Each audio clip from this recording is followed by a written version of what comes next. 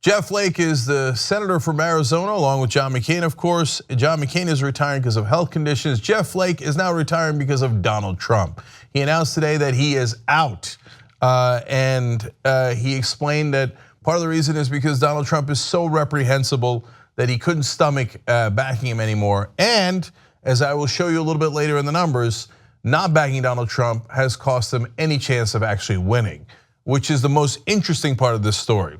So first of all, Flake says there may not be a place for a Republican like me in the current Republican climate or the current Republican Party, meaning I'm a decent person and Republican voters are now monstrous along with the president.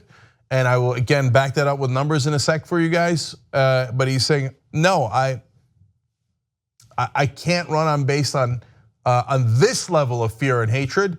And if I don't, I'll lose. So Flake said he has not soured on the Senate and loves the institution, but that as a traditional libertarian-leaning conservative Republican, he is out of step with today's Trump-dominated GOP. And he says this spell will pass, but not by next year, meaning I am definitely going to lose. Again, numbers on that in a second, but first I want you to hear his powerful speech on the floor of the Senate denouncing Donald Trump and the turn that the Republican Party has taken with him. Let's watch. It is time for our complicity and our accommodation of the unacceptable to end. In this century, a new phrase has entered the language to describe the accommodation of a new and undesirable order, that phrase being the new normal. But we must never adjust to the present coarseness of our national dialogue with the tone set at the top. We must never regard as normal the regular and casual undermining of our democratic norms and ideals. We must never meekly accept the daily sundering of our country. The personal attacks, the threats against principles, freedoms and institution, the flagrant disregard for truth and decency, the reckless provocations, most often for the pettiest and most personal reasons having nothing whatsoever to do with the fortunes of the people that we have been elected to serve. None of these appalling features of our current politics should ever be regarded as normal. We must never allow ourselves to lapse into thinking that that is just the way things are now. If we simply become inured to this condition, thinking that it is just politics as usual, then heaven help us. Without fear of the consequences and without consideration of the rules of what is politically safe or palatable, we must stop pretending that the degradation of our politics and the conduct of some in our executive branch are normal. They are not normal. Reckless, outrageous, and undignified behavior has become excused and countenanced as telling it like it is, when it is actually just reckless, outrageous, and undignified. A sitting Republican senator calling a Republican president reckless, undignified, dangerous, and this should not be normal. Look, these are amazing times. Nowhere near normal because we have this demagogue of a president now driving out any semblance of moderation from his own party. He will replace Corker and Flake and McCain eventually, if he stays in charge, with other monsters that are even worse. And by the way, I say even worse because Jeff Flake is not your friend if you're a progressive. Jeff Flake votes with the Republicans almost every time. Jeff Flake was considered a radical right-winger not that long ago. It was just, even 6 years ago, Flake was way right-wing. Now, Donald Trump is so monstrously right-wing that Flake is going, whoa, what is this? This is not, forget a progressive. Jeff Flake is not anywhere near moderate.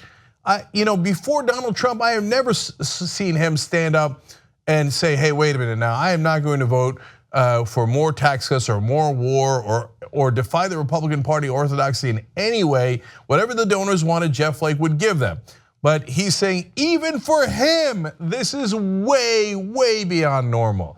And these are now all in unison. George W. Bush, John McCain, Flake, Corker, all warning you, you don't understand. We know this guy. We know the people working with them. A danger to the world. Wake up. If we don't heed these warnings, later when historians look back, we won't be able to say, oh, well, we couldn't have seen it coming. Nobody warned us. You just saw the warning. And there's more. Here's more from Flake. It is often said that children are watching. Well, they are. And what are we going to do about that? When the next generation asks us, why didn't you do something? Why didn't you speak up? What are we going to say? Mr. President, I rise today to say enough. Were the shoe on the other foot, would we Republicans meekly accept such behavior on display from dominant Democrats? Of course we wouldn't, and we would be wrong if we did. When we remain silent and fail to act, when we know that silence and inaction is the wrong thing to do because of political considerations, because we might make enemies, because we might alienate the base, because we might provoke a primary challenge, because ad infinitum, ad nauseum, when we succumb to those considerations in spite of what should be greater considerations and imperatives in defense of our institutions and our liberty, we dishonor our principles and forsake our obligations. Those things are far more important than politics. Look, that's part of the problem here, that the gentlemen are being driven out. As right-wing as Jeff Flake's policy positions are, here he is in a nice suit, giving a nice speech, talking about forsaking our obligations, using words like ad nauseum and ad infinitum, words that Donald Trump has never known or understood or could possibly utter. And his message is not resonating with Republican voters. He talked about, hey, we're all worried about alienating the base. Why do you think that is, Jeff?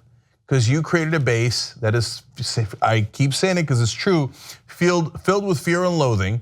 And so then when you turn around and you look at the base, and the base, you look at the abyss and the abyss looks back at you, you're like, oh, that's really, really, really scary. Well, that's the one you created. So thank you for speaking out on your way out. We appreciate that, and it is a hearty and important warning, and I give him credit for that. At the same time, we wish you hadn't created that base in the first place with 40, 50 years of fear mongering. Okay, more quotes from Flake. He said, the path that I would have to travel to get to the Republican nomination is a path I'm not willing to take and that I can't in good conscience take. Meaning that Republican voters are way meaner than I am. They're filled with far more hatred than I am. And that's true, and I will get to those numbers in just a sec. He says that it would require me to believe in positions I don't hold on such issues as trade and immigration, and it would require me to condone behavior that I cannot condone. So look, again, I don't agree with Jeff Flake on issues of trade or even immigration. I think he's too right-wing on immigration, and they are way to the right of him. On trade, I think he agrees with the establishment Democrats, and I don't agree with either one of those guys. But more important than those specific policy issues, and he knows this, is the tone. The tone is, it's the immigrants that are causing all the problems. We gotta ban the Muslims. The gays shouldn't have the same rights as we do. How dare they get married just like straight people? And the list goes on. And that is the tone that has driven Jeff Flake out of politics. So here's another portion of his speech. Now, I'm aware that more politically savvy people than I will caution against such talk. I'm aware that there's a segment of my party that believes that anything short of complete and unquestioning loyalty to a president who belongs to my party is unacceptable and suspect. If I have been critical, it is not because I relish criticizing the behavior of the President of the United States. If I have been critical, it is because I believe it is my obligation to do so, and as a matter and duty of conscience. The notion that one should stay silent and as the norms and values that keep America strong are undermined, and as the alliances and agreements that ensure the stability of the entire world are routinely threatened by the level of thought that goes into 140 characters. The notion that we should say or do nothing in the face of such mercurial behavior is ahistoric, and I believe profoundly misguided. Mercurial behavior and tolerating it is ahistoric. Man, no wonder these guys are getting run out of town. Look, by the way, you're on this speech, you are right, Jeff Flake, but why don't you go out there and say, the guy's a monster? And people inside the White House are telling me he could create, just like Corker is saying, World War III at any moment. He's completely unstable, wakey. Okay, but look, as gentlemanly as he is on his way out, I'll take it because at least it's a clear warning. So is he right that he would have lost and that the base is turned on him? Yes. Let me show you the poll numbers from JMC Analytics and Polling in Arizona.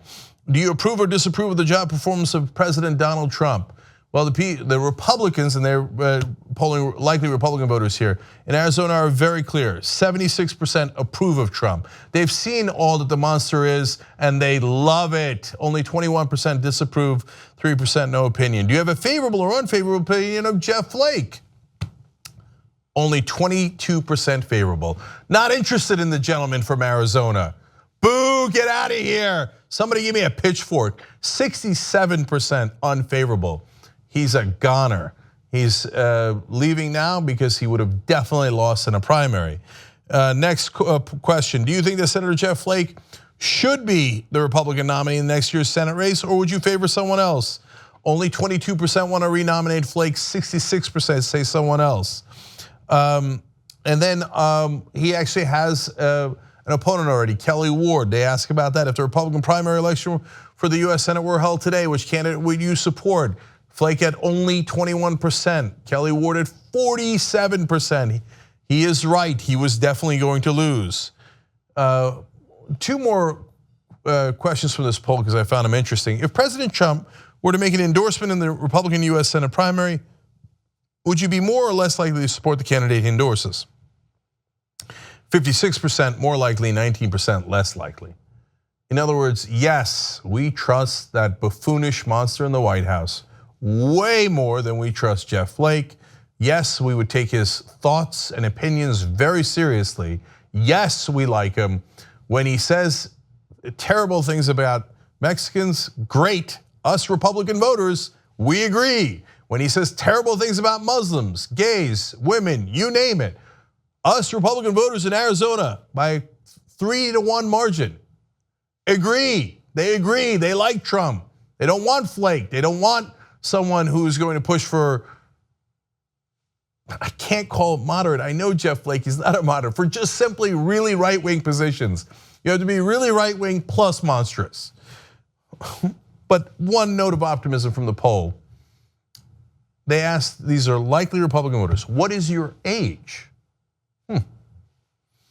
2% are 18 to 34, 20% are 35 to 54, 26% are 55 to 64, 52% are 65 or older, 52%. A majority of the Republican voters in Arizona are retired. So keep on being monstrous and, in the good old days, women knew their place and so did the gays. Okay, for now, Jeff Flake is gone and Donald Trump reigns supreme, at least among Republican voters. But soon, for all of you guys, there will be a moment where we wish you good night and good luck, but not much of it. Help us build independent media together. Come join us, tytnetwork.com/join.